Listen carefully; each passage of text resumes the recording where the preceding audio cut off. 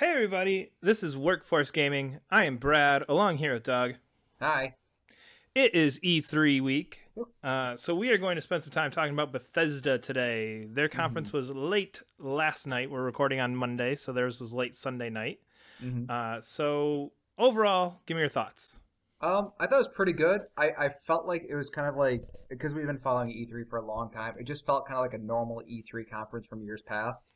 I think we sort of have these like weird, wild expectations for what E3 should be, especially after Sony. Actually, for everything that happened last year. Um, but I think people kind of forget for like a number of years there were just normal press conferences. There was E3s that went by and not a lot of news came out of them. It just felt like kind of like an E3 from that era. I mean, they announced some stuff that was kind of interesting. But I don't know. Overall, I thought it was pretty good. I thought the announcements were kind of interesting, but it just felt like a stand. There's no moment except for probably the opening first announced game that made me go, "Oh my god, that is awesome." There's no like E3 moment at the Bethesda conference. If that's the way to put it. I think that's a good point. I think it is very much just that here's our conference, here's our games, enjoy. And again, we got spoiled last year, I think, with Doom and Fallout 4 both coming out. Those are two giant games Yeah. that you're not really going to top. And hmm so I think this year was very much a, you know what? We've got a good year. It's a pretty good year. hmm And I do like that. I think Bethesda kind of sticks to stuff just in the next year. They don't go to this Yeah. coming 2019, coming 2018. It's, you know what? This is what you can expect between now and our next conference next year. Which is why hmm I think we didn't probably see the Evil Within guys, Machine Games. I think we missed those guys because I think their games are a little bit further out. We don't Yeah. necessarily want to just show concepts for a lot of games. I was actually kind of surprised now that I think about like after this. So I think their justification last time for having the E3 conference was because they came to show Doom and Fallout. And this time it didn't feel like they because they didn't have those. Like it was kind of weird they even had a press conference. I was expecting because they had a press conference, like they basically justified having E3 press conference last year because they had huge things to show. So I kind of expected they had huge things to show and they didn't. But yeah, Yeah, they showed. this definitely felt like a we've got stuff, not a ton of stuff, Mm-hmm. nothing that's gonna completely change video games, but we've got some good stuff. Mm-hmm. The shocker for this thing, I think the big thing is that they led with Quake. Not only did they have new Quake, Yeah. but they didn't even bother. There's like, here you go, here's Quake, enjoy. We're just gonna throw it out there, we're gonna get it out of the way. Right away. And again, I think that's this new trend, and we saw it a couple times last year with some of these big announcements of, you know what, let's start on a high note. And I think Yeah. before a lot of conferences tried to end on that high note, Mm-hmm. and I do like this shift to go on. Okay, we're gonna turn this into more of like a U. We're gonna start high. We're gonna have that boring stuff in the middle that nobody's super interested in, but some people like, and then we're gonna get back crazy at the end. Which I think that's a good way to structure your conference, and it definitely gets you like in that mode of like, oh, now I'm pumped. Okay, what's next? Oh, it's just Fallout 4 DLC. That's okay. Did you see Quake? I'm still excited.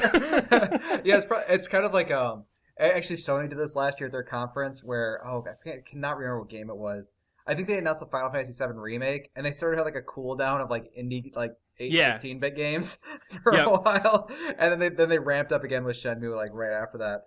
It did kind of feel like that. I did like how they introduced it. They did like the DOS prompt, and like then like loaded up Quake, and it was really cool. I was a little disappointed that Quake was a CG trailer because I think of all the games, like especially because Quake is so gameplay centric, it was a bit weird that they led with a CG trailer. It was still a good announcement. I don't want to dampen it too much, but it's like oh shit, it's Quake, and I think that was just good enough. Um, Yeah. And I think just showing that logo, I think they could have just showed that logo, mhm. and I feel like they probably would have got almost the same response. Yeah, yeah, yeah. I mean, yeah, it's like they didn't show a lot of it, but they showed something. Like we saw Quake guy, like that was Yeah. enough. Yeah. We saw something that you could just by looking at it without a title tell that it was a new Quake. Yeah, I appreciate that. Yeah, PC only. Yeah. Originally, as soon as they said that, it kind of rubbed me the wrong way for a second. But then I kind of went, yeah, you know what? It's Quake. Console Quake's never quite worked right. Yeah. It's always something you need to play on PC. So that deters me a little bit because there's a pretty high chance I'll never play this then. But Mhm. it does make sense for the series. Yeah, I think it's a little bit weird though, because actually right now there's a new Unreal Tournament being made that you can play right now in beta form. So I think it's gonna be kind of interesting, like them going up against Unreal Tournament, because I feel Unreal Tournament is a more console friendly game. I feel Which like its console versions have been more successful in the past. yeah, even those have been very successful. No, exactly. These are But not. yeah, Yeah. I feel like I could probably play Unreal Tournament with a controller. There is no way in hell I could play Quake with a controller. So yeah, I had the exact same reaction where I was like, "What? Oh well, yeah, I guess that makes sense." Yep. So, couple kind of weird things with this that make this a little bit more sketchy in my book, other than just being like, here's crazy, awesome new Quake. It's going to be great.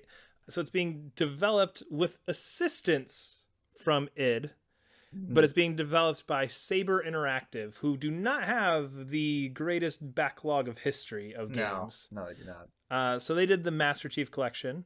They did Halo Combat Anniversary. They did Inversion, which, if I remember correctly, gave you some weird gravity gun and you could kind of shift some stuff around Yeah, that with was it. actually like a Lucas Arts game that like everybody kind of forgot about. It was like that weird. It's like one of that like time when there's like a lot of like just really average shooters that came out that people kind of forgot about. It was one of Yep. those.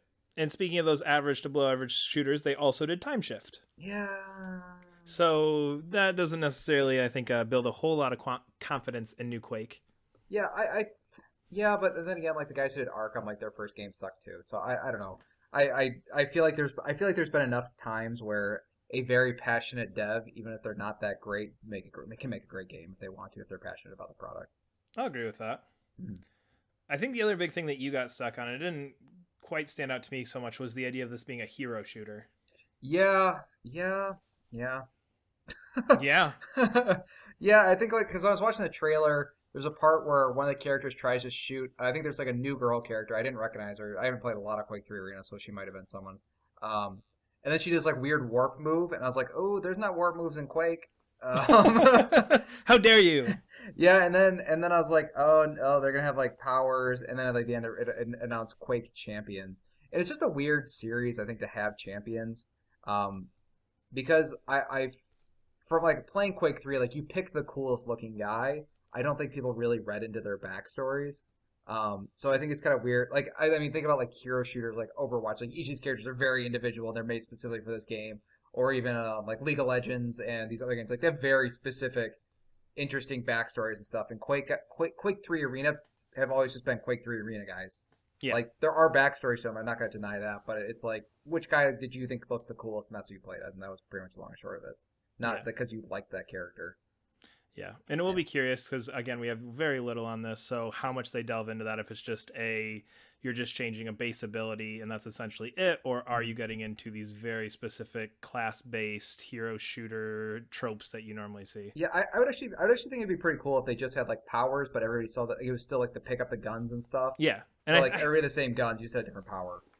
I really do feel like with the way they handled Doom and Wolfenstein that they have to kind of stick to those classic feelings of it. And I really feel like you couldn't have Quake without that running around picking up the gun type thing. So I'm Yeah. really hoping it is just well, this guy has a base this power and this guy has a base this power. And you can use that special power a few times. And that's really the extent of it.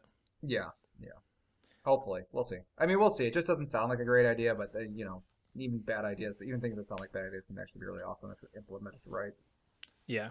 So moving on here, and again, there's really only two or three things in here that I was actually really excited for, but those two or three things were fairly big things. Quake being one of them, but they got into some different stuff. So Elder Scrolls card game. Do we need to discuss more? Nah. Okay, Elder Scrolls card game happened. Yeah, it's a thing. it took a long. We could talk about the fact that it took a large portion of the conference, and I feel like that's either a game like you're way into, or you're just not into it at all. You're completely checked out, and I was completely checked out for quite a bit of that conference. For sure. Fallout 4 DLC. They had some weird building stuff, expansions and whatever. I didn't like Fallout 4. Don't hate me. Yeah, and that was kind of, and I think that was sort of the announcement, because that came right after the Quake one, didn't it? Or is I that? went card game, then Fallout 4 DLC. Yeah, that was just. It kind of felt like it's like really high, like whoa, and I was just like, yeah. Yeah, I think going, oh yeah, and let's check in with the Bethesda software and Oh yeah, see what they're doing. And I was like, you made a big deal out of this for being what's probably going to be nothing. This Mhm. You're making me nervous. Like the way they announced it, and then they had a crap name, Todd Howard. Todd Howard, yeah. Yeah. So they had Todd Howard there. I'm like, oh God, why would you? Okay. But then I was in my mind as he started talking, I was like, crap, he's not even at the show. This is going to be something small. Yeah. And then, yeah, so you had some Fallout 4 DLC. Neither one was super into that. Remastered Skyrim. It looks better. They added console mods. Yeah, I thought that was kind of neat. They added console mods. I'm not sure. Do you like Skyrim? Don't you? I did enjoy Skyrim, yes. I don't understand like why somebody would like rebuy Skyrim because I feel like at this point, no matter what you played on, you've put a shit ton of time in that thing. Yeah, it's definitely not a game I really have any desire to replay. I didn't, 100% it or anything crazy like that. But, played through the main story, did the couple quest lines that I thought were interesting, put Hmm. my, 40, 50 hours in and stuck it on the shelf. And I like Elder Scrolls games. They're just not something that I ever really feel the need to revisit.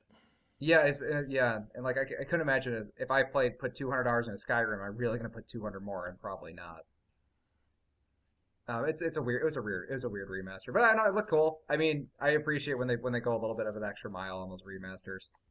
I do have to say, I do think there is an audience for this. I think there are enough hardcore Elder Scrolls people that will totally go back in for that. I don't think either one of us are that person, but it is a game that will sell well. It'll do its job of getting them some financing for whatever they're working on next, if that's the case with it. Yeah, yeah. So this was the game to me this is the game that got me pumped. For no reason at all, is they did this in the best way possible. It's like, oh yeah, Okay, here's the guy from Arcane Studios, and okay, he yeah. starts talking about, You need to set this up really well oh, before we it's talk about whatever. so good. So, of course, everybody's looking forward to Dishonored 2. So he comes Uh-huh. out and he's like, oh yeah, here's the guy from Arcane Studios. Like, he's gonna come talk to us about what they're doing. He's like, yeah, so we worked really long and hard on Dishonored. We love the universe of Dishonored. Like, we love the first person immersive game like Dishonored. Mhm. Um and we've been working really hard since Dishonored came out on this new thing, and we're really excited to show it to you. Right? Yeah, So he basically just goes on and on about how, oh, Dishonored's great, Dishonored's awesome, we loved doing Dishonored, we love doing Dishonored. And at the end they just put this weird little laser grid thing up at the top that you couldn't really had no meaning. yeah. And then they played a trailer for a game that I am super pumped about right now. Dear Yeah, God. I really like that trailer. I think like I guess people have seen the trailer. Hopefully, it's playing in the background as we're talking about this. Um, I thought the trailer was really really slick. I like CG. To be fair, I like CG trailers that set a tone for the game. This set an Yes. awesome tone for the game.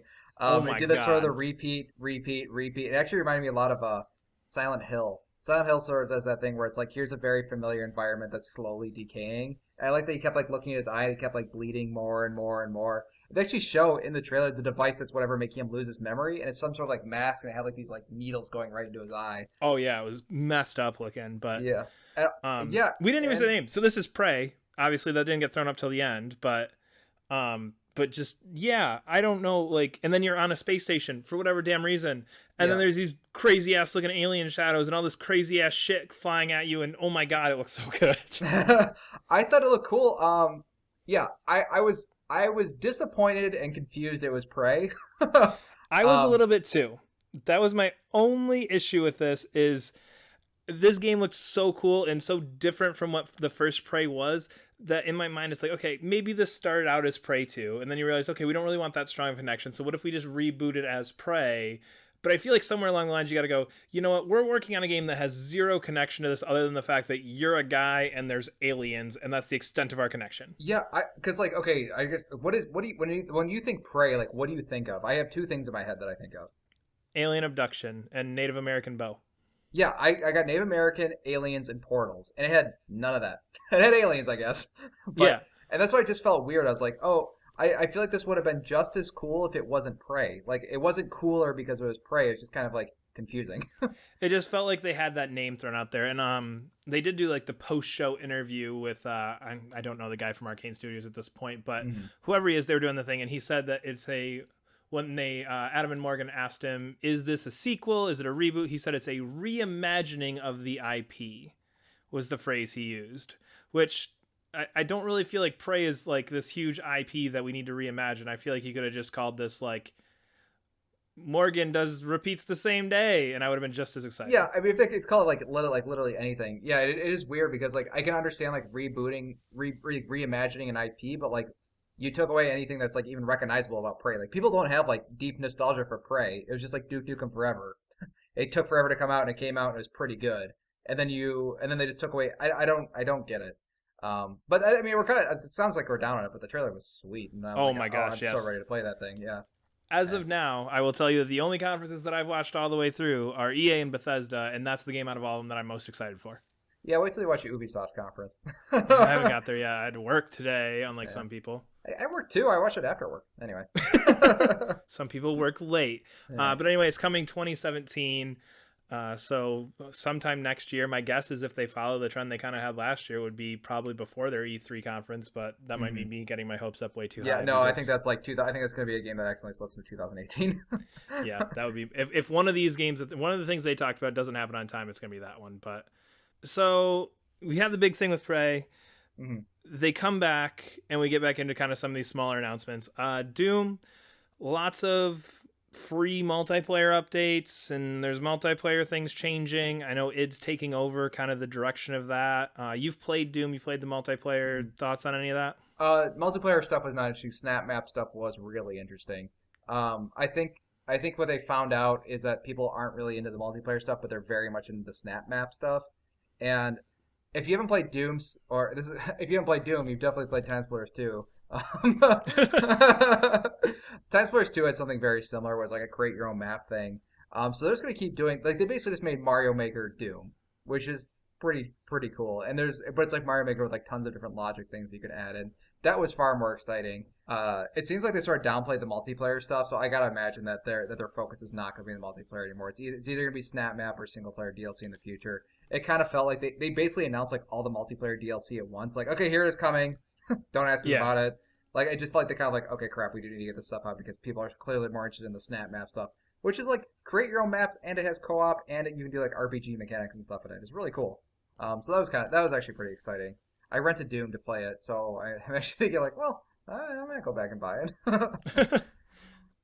The only other part with Doom is, and this is kind of, they harkened back to again Doom of old, the idea of shareware, Mhm. and they're giving out the first level for free this week. So go download that.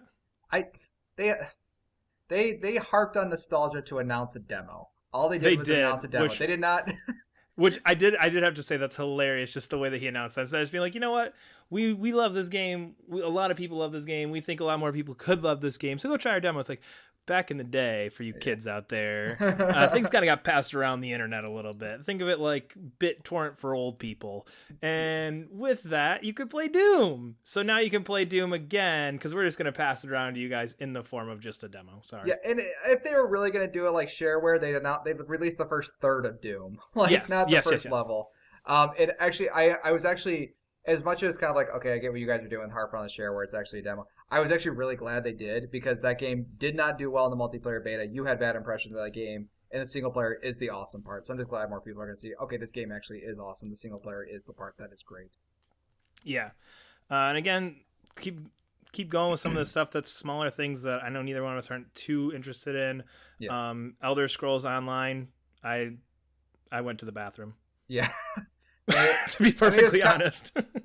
Yeah, so the thing, I mean, I don't have a lot to say about this, but I thought it was kind of cool that they decided to take like apparently the coolest quest line in Oblivion and then turn that, or I think it's Oblivion, right? Yep. Yeah, and they turned that into like an expansion pack. I thought like that's kind of neat for Elder Scrolls fans. I'm not an Elder Scrolls fan, so I'll just assume that's kind of cool. But I thought it was kind of neat that they're kind of bringing stuff in because I know Final Fantasy 14 does a ton of stuff like that. They're like, oh, here's that cool thing from the other Final Fantasy games. Let's just turn that into an expansion pack or character or something. Yeah. Yep. Like I said, I was using the restroom. Yep. So I have no thoughts on that. But coming out of that, they had Bethesda VR, which I couldn't really tell. The way they announced it, at least at first, was really weird. Like, it was kind of more like, oh yeah, we kind of did some tech demo stuff with VR, which you can try here, and didn't really announce a game. But then at the end, they said they have Doom VR there. They didn't really ever announce if that was a thing or not. And then they announced Fallout 4 VR, which would be for the Vive, coming next year. But again, don't think that affects either of us. No, I mean it's kind of neat, but yeah, it did feel kind of like a weird like yeah it did. I feel like I imagine like every dev has tech demos of their games running in the background somewhere, and that's kind of what they showed. And Doom would be an awful game for VR. Just FYI, like Yeah, you're gonna throw up all over the place. You move way too fast in that game. That is not the type of game I want to play VR for. And then to end things off, they spent a good chunk of time on it, but it is their big thing this year, which is Dishonored 2, which looks pretty nice. I don't think they showed it off in the best way possible. No, they did. This was not a good presentation. I always think Ubisoft has the best presentations, even if they don't have the best announcements. And this was like a good announcement with poor presentation. Yeah.